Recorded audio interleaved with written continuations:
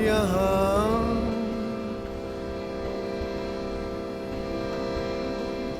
आज साथ नहीं। बंद पड़ा हुआ है डीएवीवी यूनिवर्सिटी देश या विश्व की सबसे प्रख्यात यूनिवर्सिटी यार। इतनी अच्छी यूनिवर्सिटी जहाँ पे जो गलती मैंने की भी नहीं है उसका फल मैं भुगत रहा हूँ। कितने महीने से? 4 महीने हुए। 6 महीने हो गए भाई। 6 महीने फरवरी में आया था। तेरे को अच्छे से डेट याद है। मैं भुगत क्या मानता है? कंप्लेन करने आओ तो अपेलेंट अथॉरिटी जो है वो अपने टाइम पे बैठे ही नहीं है, आए ही नहीं। काम तो करे नहीं करे वो अलग बात है, आए ही नहीं। गलती का पूरा कॉन्टेक्स्ट बता देता हूँ। तो बात यह है, जनवरी फरवरी जब मेरी 3rd सेमेस्टर की एग्ज़ाम हुई और उसमें एक सब्जेक्ट था इंश्योरेंस लॉ, जो कि एज़ यूजुअल मेरा अच्छा गया पेपर, क्योंकि जो एग्ज़ाम पैटर्न है हमारी डीएवीवी यूनिवर्सिटी का वो बड़ा ही सिंपल है। सब्जेक्ट में से 10 क्वेश्चन आते हैं जिनमें से 5 करने रहते हैं और 5 20-20 नंबर के रहते हैं।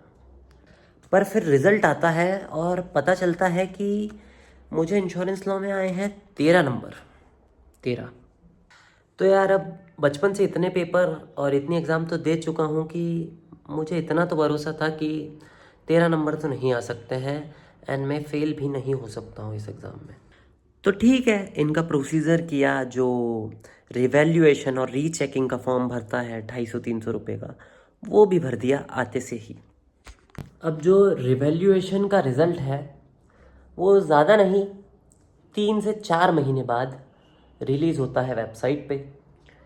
और गेस व्हाट, पूरी लिस्ट में मेरा नाम ही नहीं है। मेरी कॉपी का रिवैल हुआ ही नहीं।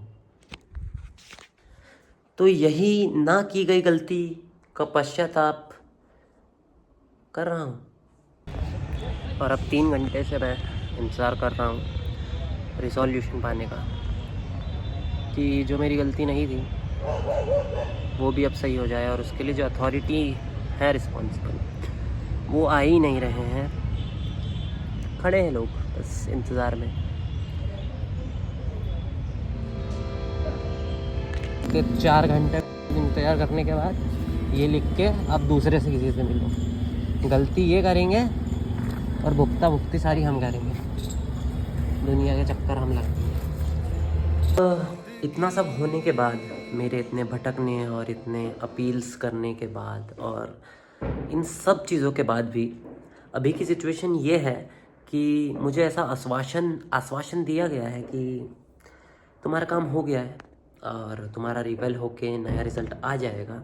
ठीक है, बट आफ्टर 2 वीक्स जब मैं जाता हूँ फिर से भटकता हुआ उस यूनिवर्सिटी के ऑफिस में और पूछता हूँ कि क्या मेरा नया रिज़ल्ट पहुँच चुका है करेक्ट होके कॉलेज, तो फिर से मुझे जवाब मिलता है कि हाँ, ये मेरे पास फ़ाइल आ गई है और एक फ़ाइल की कॉपी मैंने वाइस चांसलर के पास भेज दिया है और वाइस चांसलर जैसे ही साइन कर देगा वैसे ही मैं भेज दूँगा।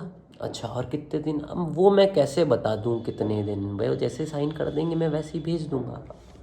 और ये रिज़ल्ट में भी रिवैल होने के बाद, जबकि रिवैल और रीचेकिंग तो आई थिंक कुछ हुई नहीं, क्योंकि भाई मेरे 40 नंबर ऑलरेडी कॉपी में गिवन थे जो 13 चढ़ा रखे थे, और उसके बाद भी 2-3 क्वेश्चंस में नंबर दिए ही नहीं थे। एक क्वेश्चन में 17 पेजेस राइट टिक करने के बाद उसमें 2.5 नंबर दिए थे। ये क्या हो रहा है? कौन अथॉरिटीज़ को बिठा रखा है कॉपी चेकिंग के लिए, रिजल्ट मेकिंग के लिए और इन सब के लिए? कैसे काम चल रहा है? अगर गलती अपनी है ही नहीं तो भुगत अपन क्यों रहे? और इसका कुछ किया क्यों नहीं जा सकता? करप्शन। वही ना भाई, करप्शन ऐसा है कि गलती किसी की भी हो, भुगतना आम जनता को ही है, आम इंसान को ही है। और दोस्तों, ये हम एजुकेशन डिपार्टमेंट की बात कर रहे हैं।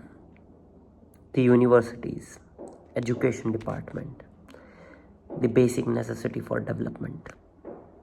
एक आयरनी बताता हूँ कि हमारे इंडिया में गवर्नमेंट एग्ज़ाम, सरकारी नौकरी की तैयारी पूरी मेहनत के साथ होती है, लगन के साथ होती है, और इसीलिए होती है ताकि उसी मेहनत और लगन के इन्वर्सली प्रपोर्शन में जॉब लगने के बाद हम मक्कारी काटें। और जब तक हम जनता, तुम, मैं, हम सब, जब तक हम government, the public representative and the public employees है, वो नाम में ही पब्लिक है, मतलब हमारे लिए ही उन्हें काम करना है। एंड हम में से ही कोई उनकी मक्कारी, उनकी इनकेपेबिलिटीज़, उनकी अब्सर्ड इनएक्यूरेसीज, इन सब चीज़ों के लिए अकाउंटेबल नहीं ठहराएंगे तो कैसे कुछ भी सही चलेगा। और जबकि भाई अपन तो ऐसे हैं, वो लोग हैं जो कि इधर उधर घुस के समझ के और ये निकाल के चीज़ें कर सकते हैं।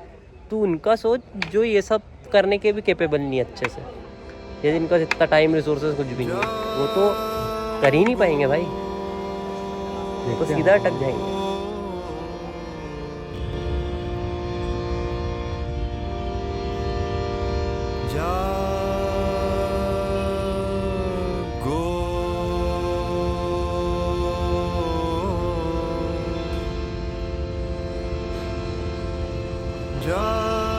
जिस देश का विद्वान ही चूतिया हो, गांडू हो, नामर्द हो, मादरचोद हो, वो कहता है गारे भोसड़ी वाले 1 लाख 1.5 लाख पाने वाला शिक्षक गांडू है, मादरचोद।